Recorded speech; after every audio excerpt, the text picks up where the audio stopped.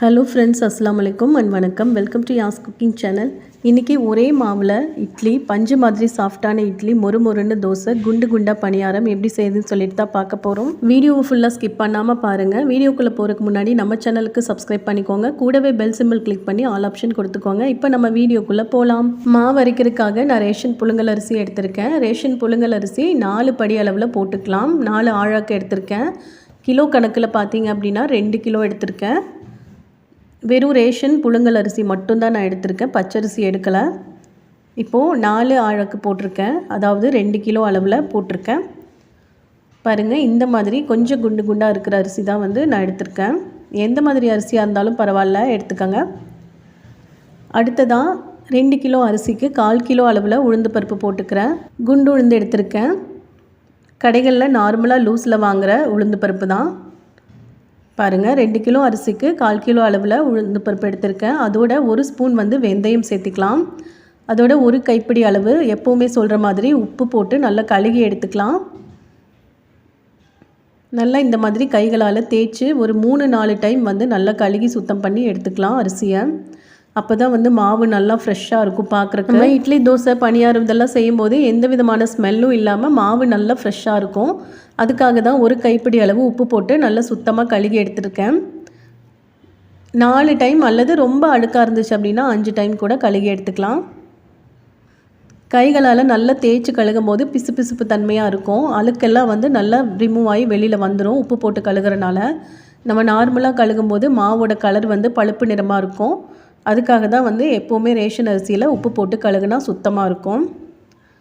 பாருங்கள், இப்போ ஒரு 3-4 டைம் கழுகிட்டேன். கடைசியாக ஒரு டைம் கழுகி எடுத்துடலாம்.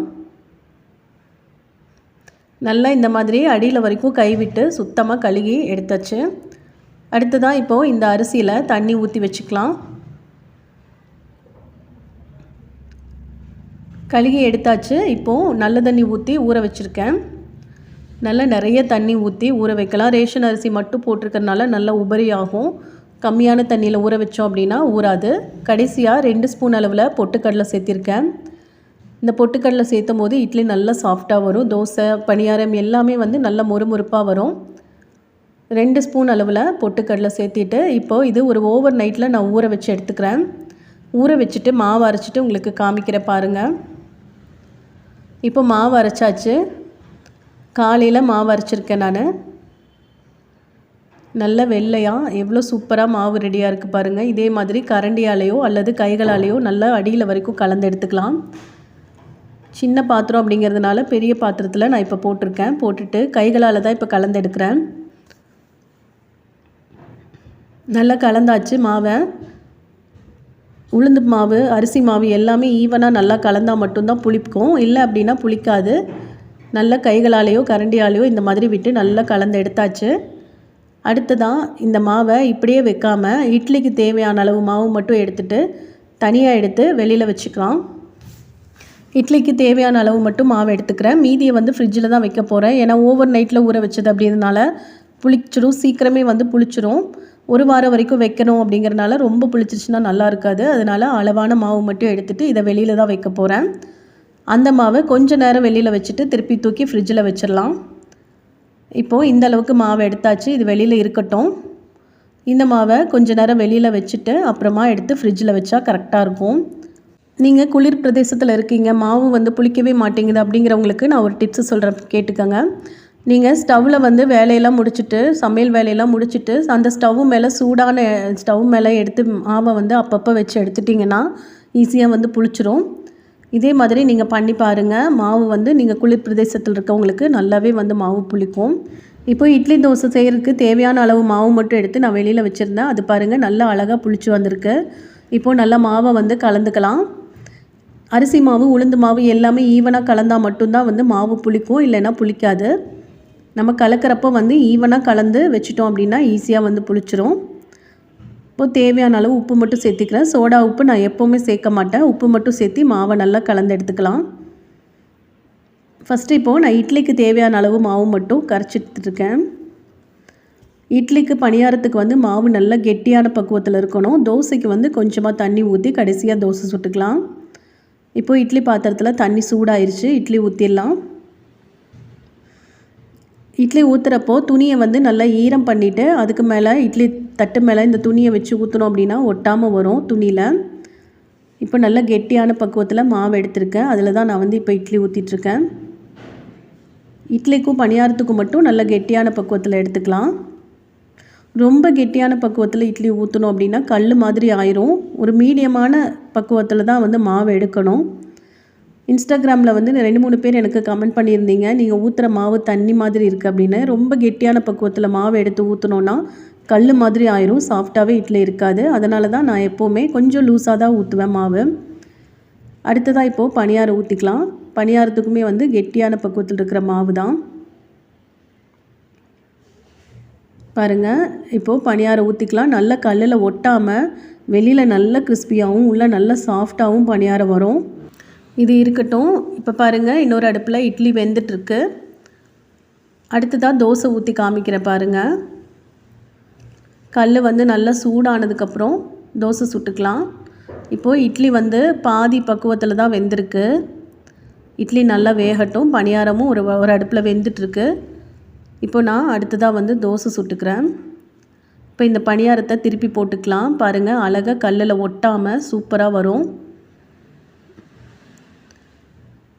நல்லா ஒட்டவே ஒட்டாது. நல்லா வெளியில் கிறிஸ்பியாகவும் உள்ள நல்லா சாஃப்டாகவும் நமக்கு பணியாரம் கிடைக்கும். ஒரே மாவு போதும். தனித்தனியாக நீங்கள் இட்லிக்கு தனியாக தோசைக்கு தனியாக மாவு அரைக்க வேண்டிய அவசியமே இல்லை. இப்போ இந்த கெட்டியான மாவை தண்ணி ஊற்றி லூஸ் பண்ணிக்கலாம். அப்போ தான் வந்து தோசை சுடுறதுக்கு கரெக்டாக இருக்கும். இதுவே வந்து கொஞ்சம் கெட்டியான பக்குவத்தில் தான் நான் வந்து தோசை சுடுறேன். அது எப்படி வருதுன்னோ அதே மாதிரி நல்லா லூஸான பக்குவத்தில் தோசை சுடுற மாவில் எப்படி வருதுன்னு பாருங்கள். இப்போ நான் கொஞ்சம் கெட்டியான பக்குவத்தில் தான் தோசை சுட்டுட்ருக்கேன். ஓரளவுக்கு நல்லா தான் வரும், ரொம்ப நல்லா வராது. ஆனாலும் பாருங்கள், கல்லில் நல்லா ஒட்டாமல் அழகாக எடுக்கிறதுக்கு வருது. சூப்பராக நல்ல கிறிஸ்பியாக தோசை வந்து நமக்கு ரெடியாக இருக்குது. இதே மாதிரி மாவில் அடுத்ததாகவும் ஊற்றி காமிக்கிறேன். அடுத்ததும் பாருங்கள், இதே மாதிரி நல்லா சூப்பராக வரும். ஆனால் இது கெட்டியான பக்குவத்தில் ஊற்றுற மாவு, அதனால் ஷேப் வந்து கரெக்டாக வராது. நல்ல ஒரு கோல்டன் ப்ரௌன் கலரில் ஆகி கல் வந்து ஒட்டாமல் அழகாக தோசை எடுக்கலாம். திருப்பி போடணும்னு அவசியமே இல்லைங்க. திருப்பி போடாமல் கூட உடனே எடுத்துடலாம் மாவு. அந்தளவுக்கு நல்லா வெந்து ரெடியாக இருக்கும்.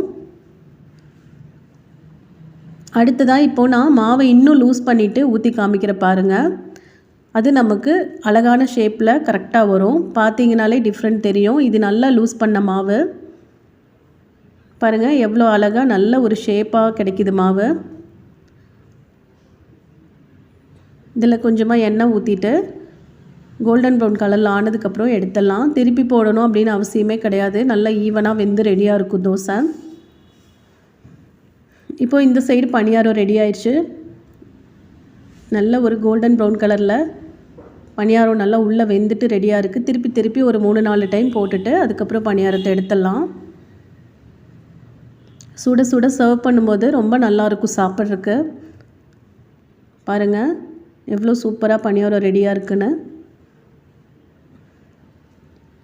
ஒரே டைமில் நம்ம ஈஸியாக வந்து பணியாரம், தோசை, இட்லின்னு சொல்லிவிட்டு எல்லாமே டிஃபன் ஈஸியாக செஞ்சு எடுத்துடலாம். இப்போது நம்ம வெந்திருக்கிற பணியாரத்தை எடுத்தாச்சு. அடுத்ததாக தோசை ரெடியாக இருக்குது. தோசையும் எடுத்துடலாம். பாருங்கள், நான் நல்லா லூஸாக ஊற்றின மாவு இது. கொஞ்சம் கூட கரண்டியில் ஒட்டாமல் சூப்பராக ரெடியாக இருக்குது பாருங்கள். தோசை எடுத்துடலாம். நல்ல கிறிஸ்பியாக கோல்டன் ப்ரௌன் கலரில் நமக்கு தோசை ரெடியாக இருக்குது.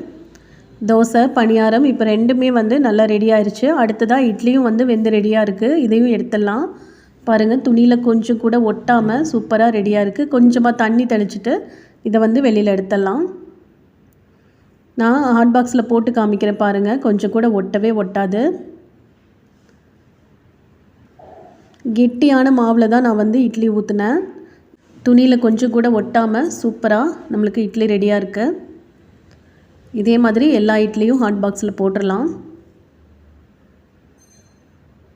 நல்ல வெள்ளையாக நல்ல குண்டு குண்டாக இட்லி வந்து ரெடியாக இருக்குது பாருங்கள். இப்போது நம்ம ஒரு வேளைக்கான டிஃபன் வந்து ரெடியாக இருக்குது. பணியாரத்தை நான் பிச்சு காமிக்கிற பாருங்கள். வெளியில் நல்ல கிறிஸ்பியாகவும் உள்ள நல்ல சாஃப்டாகவும் இருக்குது. நல்ல வெள்ளையாக சூப்பராக ரெடியாக இருக்குது. அதே மாதிரி தோசையும் பாருங்கள், நல்ல ஒரு கோல்டன் ப்ரௌன் கலரில் மொறு தோசை ரெடியாக இருக்குது. இட்லியும் நான் பிச்சு காமிக்கிறேன். நல்லா சாஃப்டாக இட்லி நல்ல பஞ்சு மாதிரி நம்மளுக்கு கிடச்சிருக்கு. ஒரே மாவில் கஷ்டப்படாமல் ஈஸியாக மாவு அரைச்சி நீங்கள் இதே மாதிரி செஞ்சு பாருங்கள்.